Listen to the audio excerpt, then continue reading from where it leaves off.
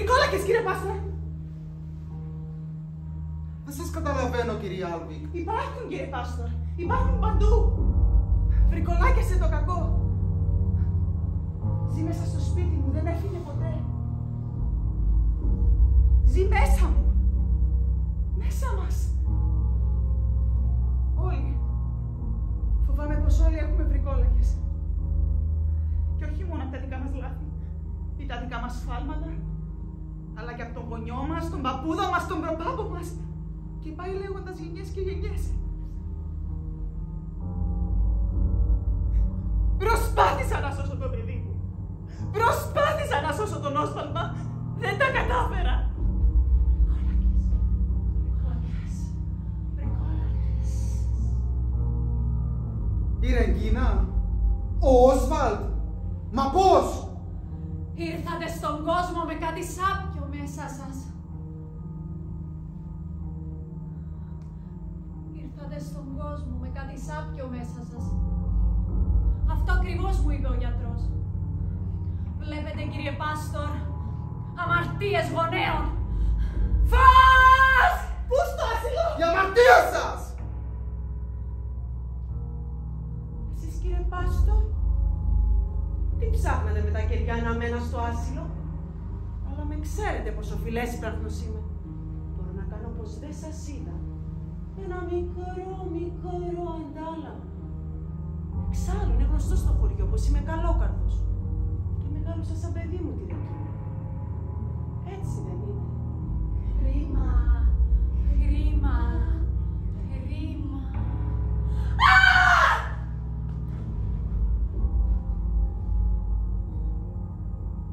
Και εκείνο το βράδυ τι έγινε, κύριε Άλβικ?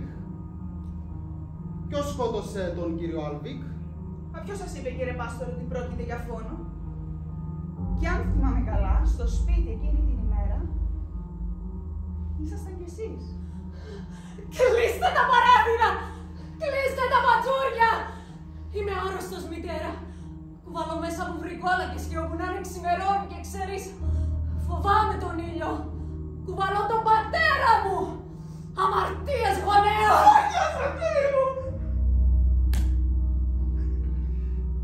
Μορφίνη. Μορφίνη.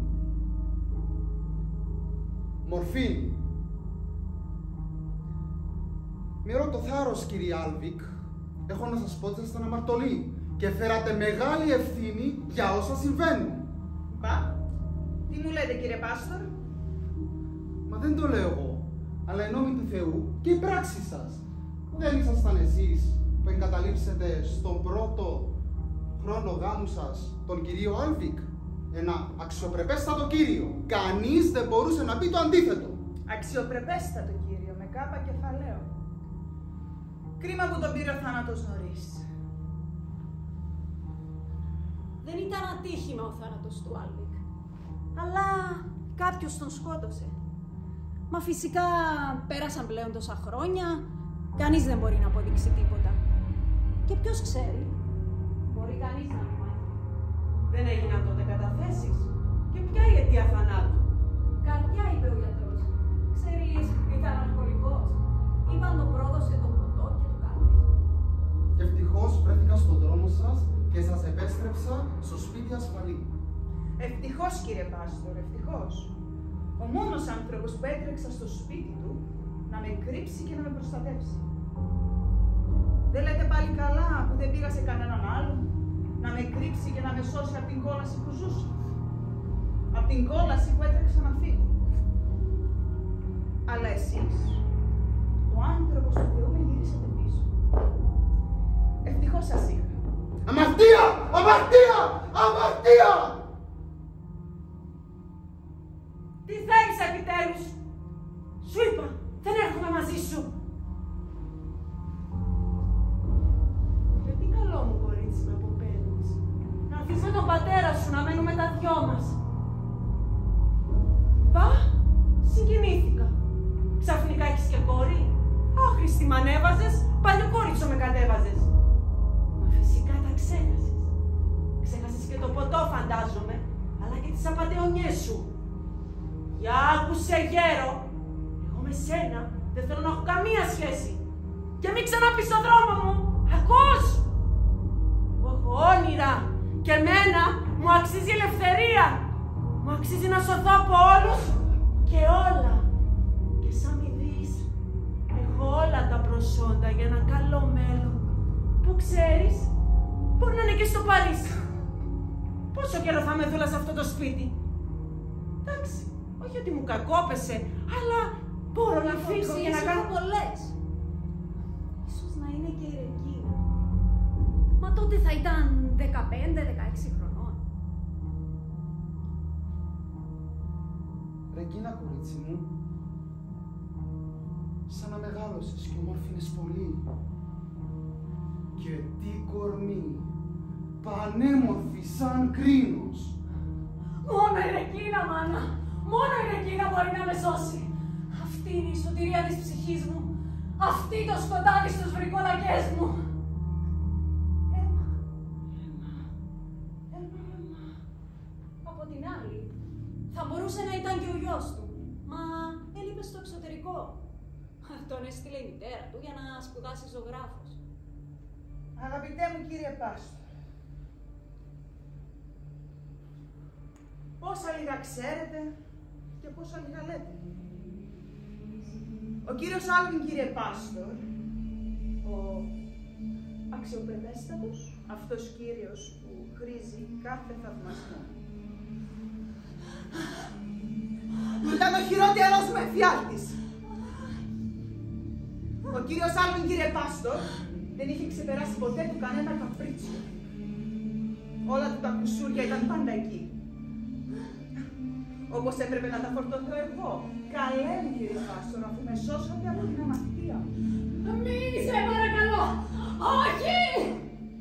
Εκείνο το απόγευμα, λοιπόν, είδα την υπηρέτρια να τρέχει να ποτίσει τα λουλούδια. Αχ, που να μην πήγαινα! Να μην ήμουνα ποτέ εκεί. Ξαφνικά βλέπω τον Άλβιν να πλησιάζει την κοπέλα και να την... Όχι, κύριε Άλβιν! Αφήστε με, κύριε Άλβιν! Δεν άργησε να γίνει και να ξαναγίνει το κακό.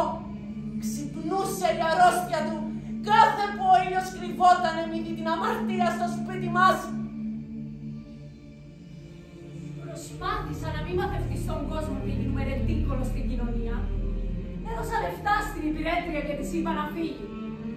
Έτσι βρήκε το χαζό έξτρα και τους πάντρεψες. Του φόρτωσε και το παιδί. Βασικά δόθηκε καλά ο έξτρα. Ήταν καλά τα λεφτά, Πάστορ.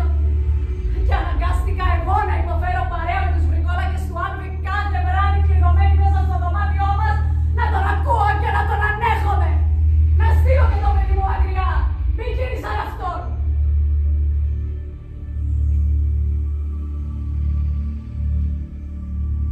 Η Ρεγκίνα, η υπηρέτριά σας, είναι κόρη του κυρίου Άλβιν και αδελφή του Όσβαλ. Και μου λέτε ότι ο Όσβαλ θέλει να την παντρευτεί. Αν είναι δυνατόν, δεν είναι πράγματα του Θεού αυτά. Αμαρτία μεγάλη ο Θεός. Μα από καρδιά έφυγε. Τον πρόδωσε. Τον βρήκα στο δωμάτιό του. Νόμιζα πως κοιμόταν.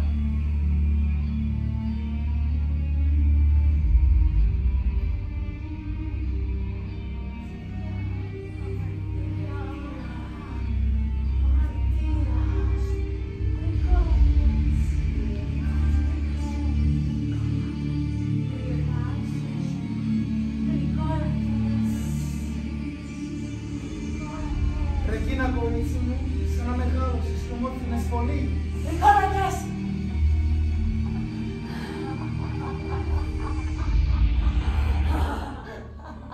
Δεν είναι πράγματα του Θεού αυτά. Αμαρτία μεγάλη. Ρεγκίνα!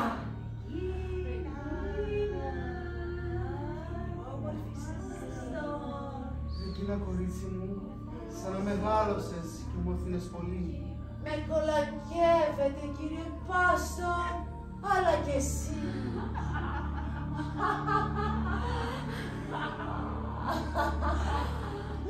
Πάστορ.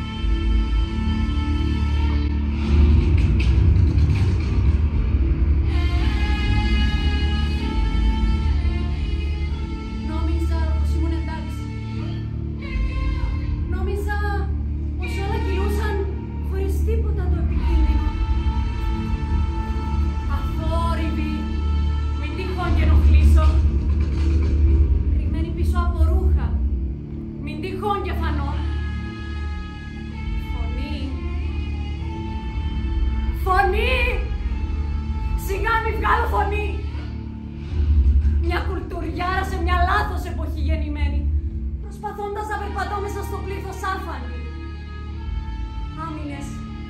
Άμυνες παντού.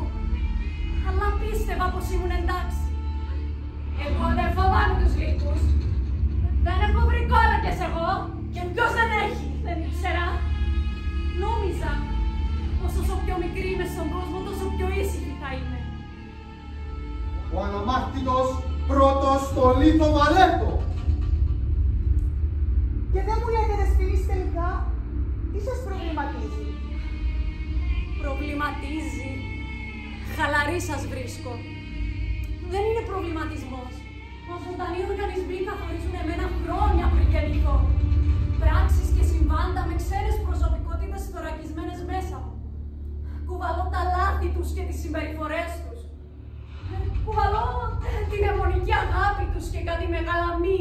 Και πρέπει να είσαι σωστή, πρέπει να κάνεις το καλό, πρέπει να είσαι γλυκιά, χαμογελαστή, δυνατή. Πρέπει. Όλα αυτά τα πρέπει που έγινα εγώ. Εγκλωβισμένη μέσα σε βρικόλακες, φοβώντας το φως. Ποια είναι τα πρέπει τα σωστά? Ποια είμαι εγώ? Σίγουρα δεν είμαι η μάνα μου και ο πατέρας μου. Σίγουρα δεν είμαι η άλλη πέρα από μένα. Μα είμαι τα παιδικά μου χρόνια. Οι δικές μου ανασφάλειες ποιες είναι τελικά? Όχι αυτόν, αλλά οι δικές μου. Και πόσο ήσυχη και αφορηβή πραγματικά θέλω να είμαι. Ξέρεις κάτι? Με ενοχλεί η φωνή σου. Με ενοχλείς να με κοροϊδεύεις πίσω μου. Όχι, δεν θέλω να έρθω πουθενά σήμερα. Μα δεν μου έμαθαν το όχι. Καλό παιδί να είσαι. Θέλω να φοράω τα ρούχα που μυρίζουν εποχή που διάλεξα εγώ. Εγώ το διάλεξα. Εγώ, εμένα. Τελικά, τι με ενοχλεί όντως πάνω μου, κύριε Πάστορ? Το σώμα μου, τα μαλλιά μου ή τα υποτιθέμενα κιλά που έγινα μόδα?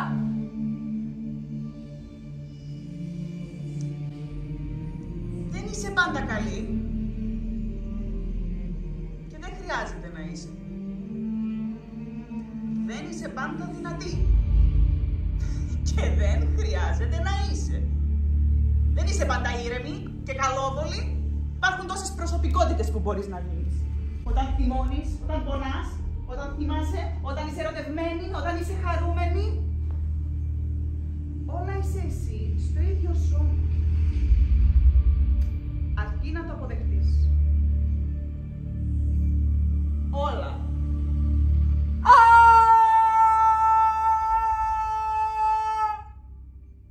Είστε καλά? Να το αποδεχτώ. Να το αποδεχτώ. Μεγάλη ευκολία των λέξεων που χρησιμοποιείτε, κύριε Άλβη. Και το θράσος σας επίσης. Δεν μπορώ να το κουβαλώ μέσα μου πάντα. Δεν μπορώ να το έχω πάντα και να το κουβαλώ και να σαπίσει η ψυχή μου. Δεν μπορώ να το φοβάμαι ακόμα. Δεν μπορεί το σώμα μου να τρέμει και να πάλεται. Δεν θέλω άλλο. Και πώς το αποδέχομαι? Το αφήνω και ζει εκεί. Μέσα. Αλλά το βγάζω στο φως. Το βιώνω ξανά και ξανά. Όχι στο σκοτάδι, αλλά στο φως. Μέχρι να μικρύνει τόσο όσο που να νιώθω ασφαλής. Εγώ, κύριε Όσβαλντ, δεν είμαι ζωγράφος, δεν είμαι εποχής, δεν είμαι καν καλό παιδί. Θα συγχωρέσω μόνο για μένα, για να είμαι εγώ καλά. Κι αν πεθάνω, όχι, δεν θα λυπηθώ. Μην το λες αυτό, παιδί μου. Γιατί θα πάω και στην κόλαση, δεν φτάνουν όλα αυτά. Κι αν ο Θεός σου με τιμωρήσει, κύριε Πάστο, μην το λες, αγάπη, τότε. Εγώ δεν θέλω ένα Θεό που να τον φοβάμαι. Δεν θέλω ένα Θεό τιμωρό και άδικο. Εγώ δεν κρύβομαι σε σιχαμένη αθόρυβη, ξεσπώντας σε πίνακες. Εγώ είμαι δυνατή, γιατί η ζωή με έκανε. Έχω γλυκοφιλήσει τον πάτο.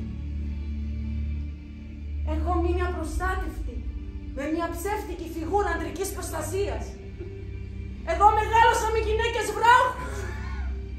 Μα δεν είμαι γυαλί. Και δεν θα γίνω για κανέναν γυαλί. Ούτε ατσάλι είμαι. Είμαι άνθρωπος που για να βρω εμένα πέρασα από την ίδια την κόλαση, κύριε Πάστο. Με τα καζάνια και τις φωτιές. Σε ποιο χρωστούσα και δεν ήξερα? Ή μήπως δεν ήμουνα εγώ που χρωστούσα και βάρινε η ψυχή μου? Μήπως φορτώθηκα τα χρέη αλωνών? Λοιπόν, αν πεθάνει, δεν με νοιάζει και ούτε θα έπρεπε. Εγώ πλέον τα έχω καλύψει μέσα μου. Είμαι εντάξει προς την κοινωνία. Τώρα πια δεν έχω ανάγκη κανέναν πατέρα να με μεγαλώσει. Μεγάλωσα πια. Και φροντίζω μόνη μου το μικρό μου εαυτό. Ξόφλησα. Ξόφλησα. Ξόφλησα. Γυαλί! Σας τρόμαξα. Γυαλί, προσπάθησα να γίνω. Με τείχους πελώριους σαν κάστρο. Μόνη μου στο κάστρο μου. Αγάπη μου, ήρθες! Θα φύγω! Θα τον αφήσω! Τι θα πει ο κόσμος? Να μείνεις στο σπίτι σου! Αλλά μου τον κρέμψαν. Όχι ακριβώς. Εγώ ήθελα να γίνω γυαλί. Ήτανε δική μου επιλογή. Εγώ ήταν χαμονεπηρέαστη. Γάτα ήμουν. Μυρωδιές από μακριά. Ναι, ναι. Όλοι είναι καλοί και άγιοι. Όλοι θέλουν το καλό. Η εκεί ακριβώς είναι που ξεγέλασα τον εαυτό μου. Τώρα κρίνεις πολύ επιπόλαια και αυστηρά τον εαυτό σου, παιδί μου. Έχετε δίκιο. Έχετε απόλυτο δίκιο. Είναι μάλλον επειδή μου μάθατε. Είναι μάλλον επειδή... Είναι μάλλον επειδή έμαθα να είμαι όλα τέλεια. Τόσο τέλεια που το μυαλό μου δουλεύει συνεχώς. Μην πει κανένας ότι δεν ήμουν εντάξει. Κι αν δεν ήμουν, στον εαυτό μου πάντως σίγουρα δεν ήμουν εντάξει. Στους άλλους, παρά ήμουν εντάξει. Αλλά πήρα και ευχαριστώ. Βέβαια πήρα πολλά ευχαριστώ στο εσύ δεν ήσουν εντάξει. Ξέρεις, καμιά φορά όταν ξεχνάς τα όρια του εαυτού σου δίνεις τροφή σε τύψεις και ενοχές αχρίαστες. Βαριέσαι μωρέ. Οι άλλοι να είναι εντάξει.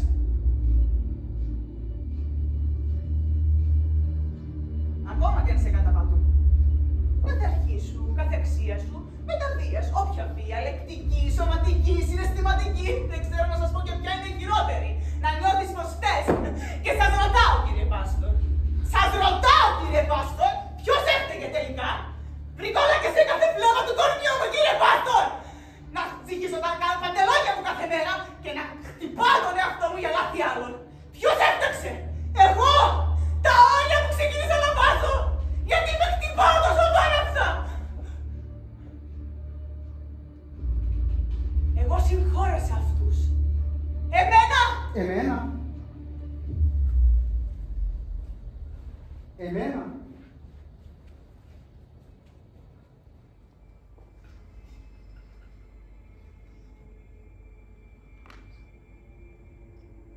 Συγχωρούσα πάντα τους άλλους.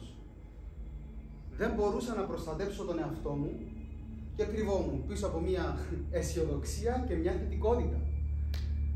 Όταν με βρήκα στον δρόμο αυτό, με εγκατέλειψα. Μοναξιά! Μοναξιά! Μοναξιά! Έχεις μείνει μόνος ποτέ να δεις τον εαυτό σου? Να να είσαι ένας, να πεις ότι πλήθος ανθρώπων που σε αγαπούν και σε χρειάζονται μόνο τα σε έχουν ανάγκη. Όταν πας με το δικό τους νήμα, τότε είσαι αξιαγάπητος. Κάπως έτσι και ο Θεός δεν σκυλίζεται πείνα. Επιφανειακά, όλοι με στηρίζουν. Αλλά εκεί, στη μοναξιά, όταν βγάζω τη μάσκα της χαράς και εμφανίζεται ο πόνος, όλοι με ξεχνούν. Δεν με ξέρει κανείς. Εκεί που ο ήχος είναι βουητό από ησυχία. Έχεις δει αυτούς τους βρικολακές σου να ξεπροβάλλουν καθημερινά και να γίνονται πιο δυνατοί μέσα στη μέρα, κρυβόμενοι πίσω από το φως.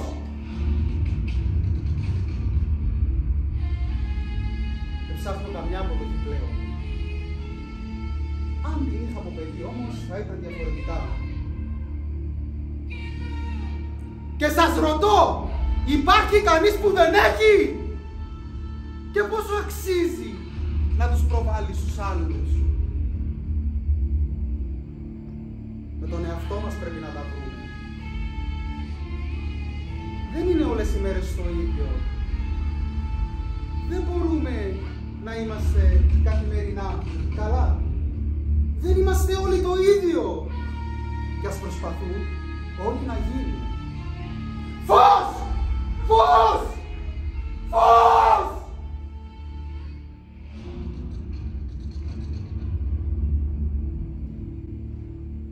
Μην τρομάζεις, μητέρα. Και τρομάζω μαζί σου. Δεν τρομάζω.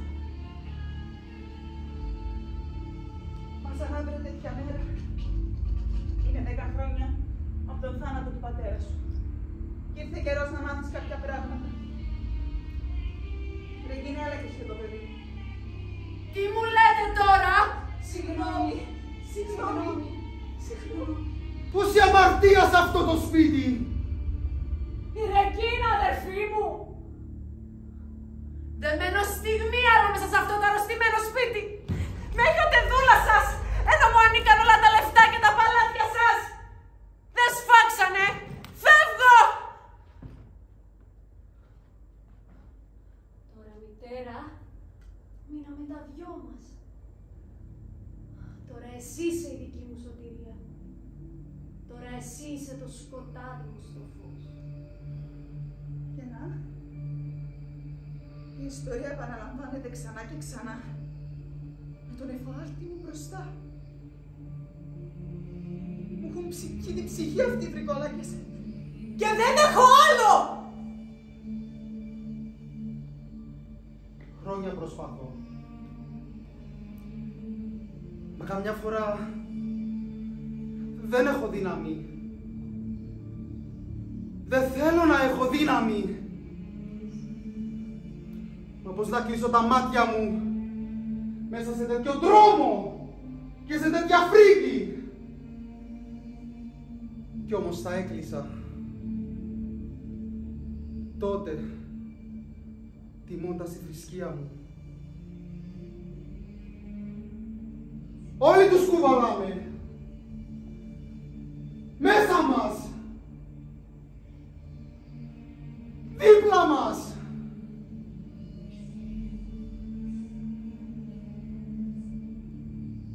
Όμως, πώς να μιλήσω για σένα, αν δεν μιλήσω για μένα πρώτα? Πώς να κρίνω εσένα, άμα δεν κρίνω εμένα πρώτα? Πώς να νιώσω, πώς να αγαπήσω?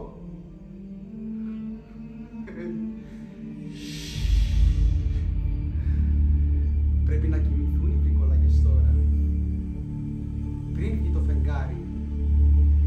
Γιατί Μα τι το ψάχνετε επιτέλους? Κανείς δεν ξέρει και κανείς δεν θα μάθει τι έγινε εκείνο το βράδυ. Και μα την αλήθεια μου, δεν χρειάζεται. Κανείς, έχεις δίκιο. Κανείς δεν θα μάθει. Μα είμαι σίγουρος πως κάποιος τους...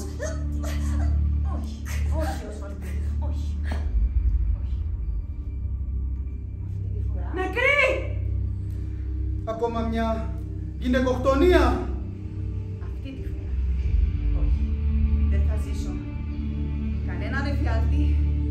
κανενός στο σκοτάδι.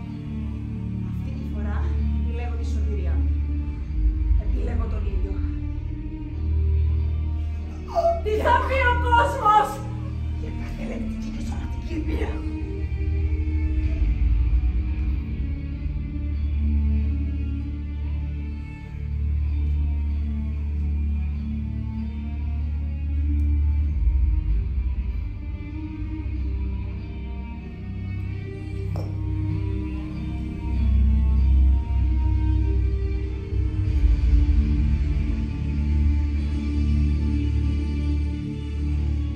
Πατέρας, ήταν τέρας, βιαστής. Μα ήσουν προκλητική, προκαλούσε. Δεν ήταν σύζυγος, ήταν τέρας. Κάτι θα του έκανες και σε έδιε. Δεν ήταν πατέρας, Σ' αγαπάει. δεν ήταν σύζυγος. Καλά, η μάνα σου και λίγο ξύλο να φάει. Και εμείς φάγαμε, αλλά δεν γυαλίσαμε τα σπίτια μας. Δεν ήταν άντρας. Βιαστής. Σκάσε πια! Λίτρος! Λύτρωση. Κάποιος τους σκότωσε. Είμαι σίγουρος, αστυνόμε. Για κάθε μάνα, για κάθε παιδί, για κάθε γυναίκα. Για όλες τις σκιές που ακόμα κοιμούνται μαζί του. Κάποιος τους σκότωσε. Δεν είναι φόνος.